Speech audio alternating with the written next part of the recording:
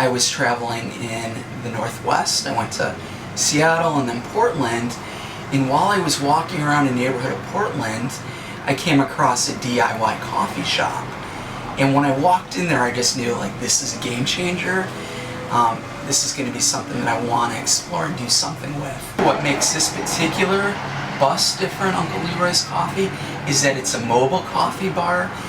A lot of food trucks or even coffee drive-thrus, you walk up to the particular truck or the coffee kiosk or drive through it.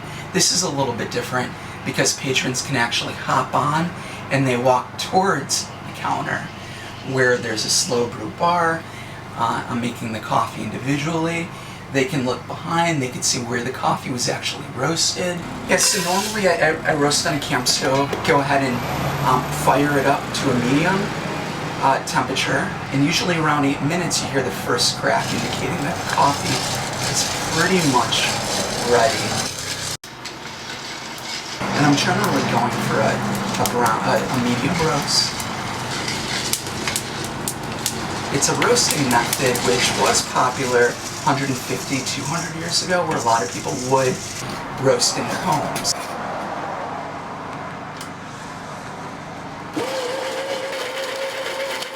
I think it's important to get a fresh cup of coffee, but I've been making coffee by pour over for 5-6 years probably.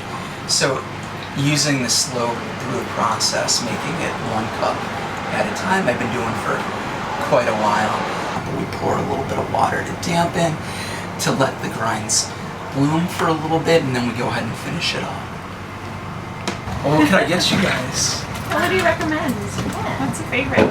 Pour over coffee for a hot cup. Yeah. That's what I'll have then. Yes. Okay. T-shirts? You got t-shirts? Yeah, different. A dog named Leroy. So the name Uncle Leroy, it's kind of a nod to him, but I tend to get carried away with ideas. I just started to conjure up the idea of this miner somewhere in Alaska roasting his beans. So Uncle Leroy was a miner in Hope, Alaska. Each morning he roasted his coffee beans over his campfire. Home roasting and handcrafting his coffee by hand became his thing. Some say that prospectors came by horseback from Sunrise for a cup. So I think that's who Uncle Leroy must have been.